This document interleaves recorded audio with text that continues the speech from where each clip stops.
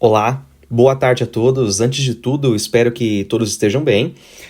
Nesse breve seminário, nós teremos a oportunidade de discutir as ideias presentes no artigo chamado Por que não precisamos de um prêmio para o melhor professor do mundo, do professor Jaime Cordeiro, da Faculdade de Educação da USP, o nosso professor. Vamos lá.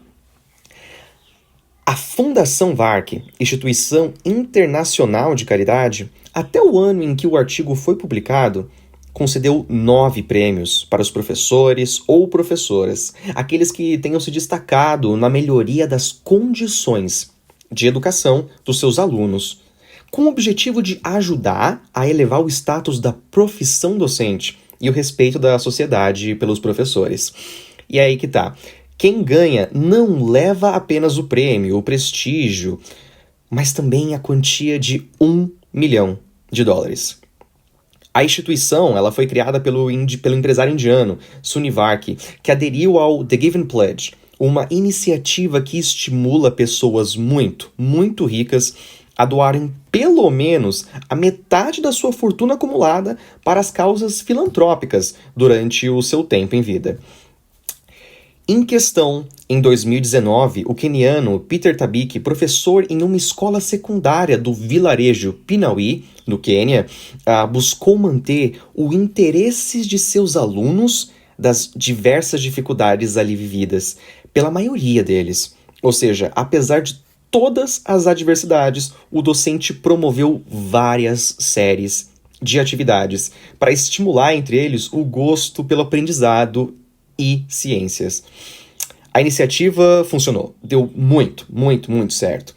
Ela apresentou resultados visíveis, porque os seus estudantes, os seus alunos, eles foram muito bem-sucedidos em competições científicas nacionais e internacionais.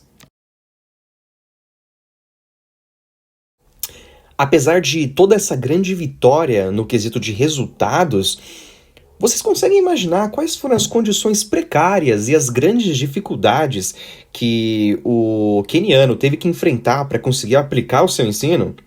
Tudo bem, vamos lá. O queniano, membro da ordem religiosa franciscana, ele doa não 60%, não 70%, ele doa exatamente 80% do seu salário para apoiar os estudos dos seus alunos. Esses alunos em questão que, quando somados, eles geram classes de até 70 a 80 alunos, sendo que muitos desses andam cerca de 6 quilômetros até a escola. Só aí nós temos um grande sacrifício salarial por parte do professor, que ainda enfrenta dificuldades com o manejamento, pois são muitos alunos numa sala. E esses alunos em questão ainda muitas vezes estão um pouco mais cansados, porque andaram muito até chegar até a escola. O governo, ele não fornece o material necessário para as aulas do professor, então ele se desdobra bastante para conseguir. E aí que tá. É notório que o Tabiki ele é digno de muita admiração. Porém, fica um questionamento um tanto quanto forte nas nossas mentes. Ele pode servir como modelo para os colegas de profissão do mundo todo? É possível aplicar esse tipo de sacrifício na vida dos demais professores ao redor do mundo?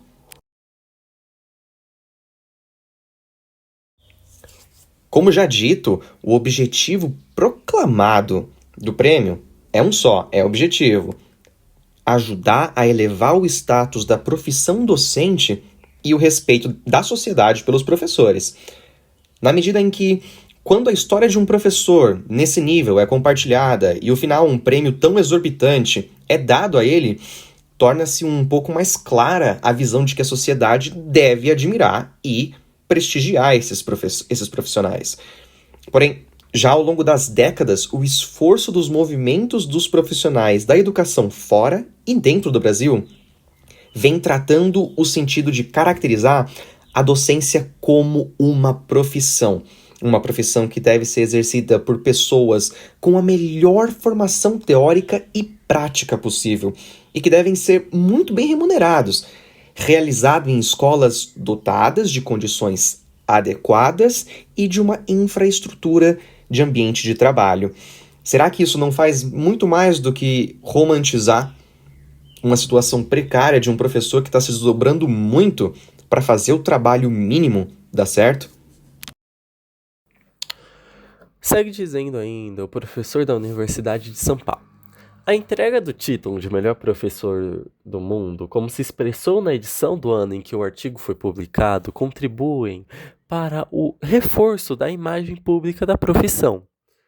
E que imagem pública é essa? A da professora ou do professor missionário abnegado que trabalha apenas por amor à infância e à juventude, que continua prevalecendo. O texto ainda busca retratar como a profissão do professor é vista para a sociedade brasileira em 2019.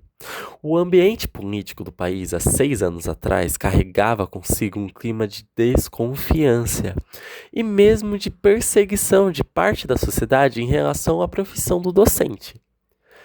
Cada vez mais ameaçada na sua liberdade de ensinar e desqualificada sucessivas vezes na fala dos agentes públicos, como uma categoria que ora é criticada por ser mal formada, ora por ter uma atuação diretamente político-ideológica e doutrinadora, como menciona o professor universitário.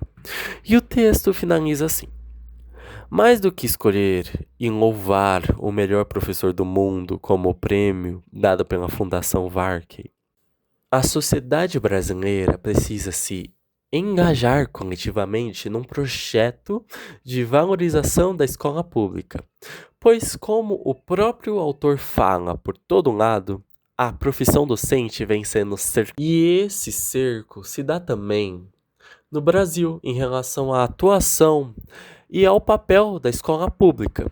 E como se valoriza a escola pública? Preservando os imensos ganhos que acumulamos nas últimas décadas e efetivando os propósitos já estabelecidos no Plano Nacional de Educação, documento que determina as diretrizes, metas e estratégias para a política educacional no período de 2014 a 2024. Aqui abrimos uma nota trazendo que tal plano foi prorrogado até o final deste ano, 31 de dezembro de 2024. Retomando, é natural críticas a esse plano, mas é preciso reconhecer que é o resultado de um longo processo de negociação coletiva que passou por diversas instâncias da sociedade brasileira e que consolidou a sua legitimidade ao ser votado no Congresso Nacional e sancionado pela Presidência da República, como diz o docente Jaime. Bom, se perdeu? Bora recapitular rapidinho. O artigo inicia falando da premiação do queniano Peter Tabaki pela sua iniciativa de estimular o gosto pelo aprendizado de ciências, apesar de seus alunos viverem uma realidade rica em precariedades. Apesar das dificuldades, os alunos de Tabaki conseguiram bons desempenhos em competições nacionais e internacionais. O docente ainda investe grande parte de seu salário como professor com seus alunos, pois o governo não fornece material para suas aulas. O professor Jaime reforça que o seu colega queniano é digno de admiração, porém assume também a premiação da queniano que reforçava a imagem do professor tida pela sociedade, a da professora ou do professor missionário abnegado, que trabalha apenas por amor à infância e à juventude, sendo eles descendentes dos sacerdotes. Porém, já ao longo das décadas e o esforço dos movimentos dos profissionais da educação, fora e dentro do Brasil, vem tratando o sentido de caracterizar a docência como uma profissão, que, como já dito, mas aqui reforçamos, deve ser exercida por pessoas com a melhor formação teórica e prática, e que deve ser bem remunerada e realizada em escolas dotadas de condições adequadas de infraestrutura e de ambiente de trabalho. Ou seja, não precisamos premiar o melhor professor do mundo, mas precisamos, sim, que professores e professoras das escolas públicas do país sejam valorizados e respeitados, recebam condições dignas de remuneração e de trabalho e sejam ouvidos como trabalhadores preparados e capazes de bem realizar o seu trabalho, que não precisa ser a missão de um abignado, que tem que gastar parte de seu salário para cumpri-la.